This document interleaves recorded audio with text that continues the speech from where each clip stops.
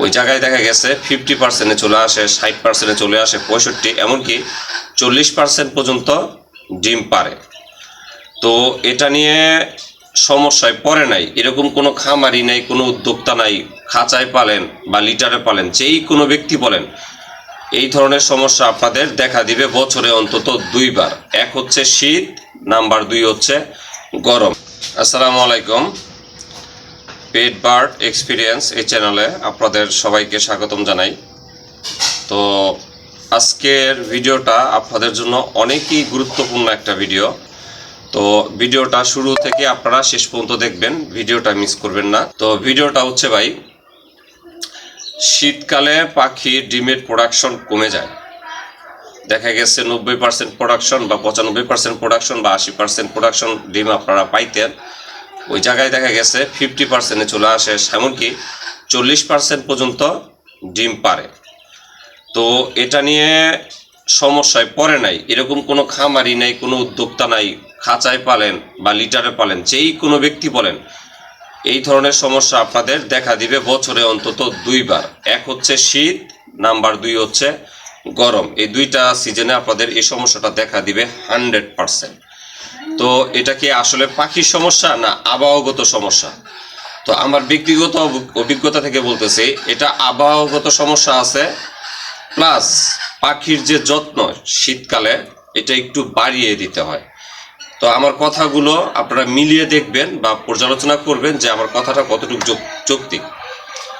তো সর্বপ্রথম আমি আপনাদেরকে বলবো, শীতকালে যে ডিম পাড়াটা পাখির কমে যায় তার একমাত্র কারণ হচ্ছে, আপনি যদি খাঁচায় পাখি পালন করে থাকেন তাহলে আপনার খাঁচার চারপাশের যে অবস্থা বা নিরাপত্তা, শীতের বাতাস বা কুয়াশা যেন আপনার খাঁচার ভিতরে প্রবেশ করতে না পারে, এই বিষয়টা আপনাদের প্রথমে ধ্যান রাখতে হবে। এ হচ্ছে একটা বিষয়।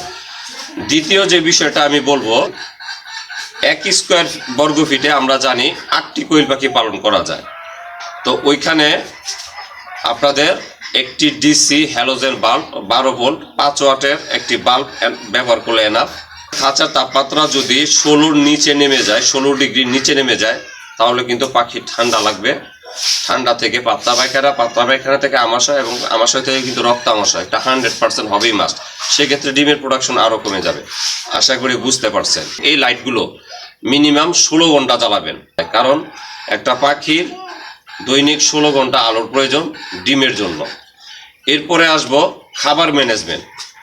খাবার অনেক সময় দেখা যায় শীতের দিনে আপনাদের পাখির একটু বাড়তি পরিচর্যার দরকার হয়, ভালো খাবারের প্রয়োজন হয়। তো এতদিন আপনারা যে খাবারটা খাওয়াই আসতেছেন সেটা লেয়ার 1 কিন্তু খাওয়াই আসতেছেন আপনারা যারা ফুল প্রোডাকশন পাইছেন। এখন কিন্তু লেয়ার 1 খাবারটা যদি আপনারা খাওয়ান, আপনারা কোনো ভালো ফল পাবে না। পাখিটা দেখবেন দিনের পর দিন শুকনো হচ্ছে। কেন শুকনো হচ্ছে? ওই যে আপনাকে বললাম, শীতের ভিতরে কিন্তু আমরা মানুষরাই এমনিতে শুকনো হয়ে যায়, আর এটা তো ছোট্ট একটা পাখি। তো সেক্ষেত্রে আপনারা কি করবেন, লেয়ার 1-এর সাথে আপনারা চাইলে সোনালি স্টার্টার খাওয়াতে পারেন মিক্স করে, চাইলে ব্রয়লার স্টার্টার খাওয়াতে পারেন। তবে রেশিওটা কেমন হবে, প্রতি 1 কেজি খাবারের সাথে আপনারা 250 গ্রাম সোনালি স্টার্টার অথবা 250 গ্রাম ব্রয়লার স্টার্টার, এই খাবারটা আপনারা খাওয়াবেন সর্বোচ্চ 1 সপ্তাহ, এর চেয়ে বেশি না। তারপরে দেখবেন যে পাখি আলহামদুলিল্লাহ ফুল প্রোডাকশনে চলে আসছে। দ্বিতীয় যে বিষয়টা বলবো, ঔষধ ম্যানেজমেন্ট। আপনারা শীত আসার আগে আপনারা দেখতেছেন যে শীত আসবে অথবা 1 সপ্তাহের ভিতর শীত পড়ে যাবে, আপনারা একটা ঠান্ডার কোর্স করিয়ে নেবেন। সেটা 3 দিনের কোর্স হতে পারে অথবা 5 দিনের কোর্স হতে পারে। তো এই কোর্সটা যদি আপনারা শীতের শুরুতে অর্থাৎ 1 সপ্তাহ আগে আপনারা যদি করাতে পারেন, আমি আপনাদেরকে বলবো ভাই, আপনারা ভালো একটা রেজাল্ট পাবেন। ঠিক আছে? আপনাদের শীতের দিনে 2টা মেডিসিন অবশ্যই একটু বেশি খাওয়াতে হবে। আগে খাওয়াইতেন 2 দিন 2 বেলা, এখন শীতের দিনে অন্তত জিঙ্কের পরিমাণটা বাড়িয়ে দেবেন, 1 দিন বেশি খাওয়াবেন। আর নাম্বার 2 যেই মেডিসিনটার কথা বলবো সেটা হচ্ছে ক্যালপ্লেক্স। তো ক্যালপ্লেক্সের পরিমাণটা একটু বাড়িয়ে দেবেন, 1 দিন বাড়িয়ে নেবেন।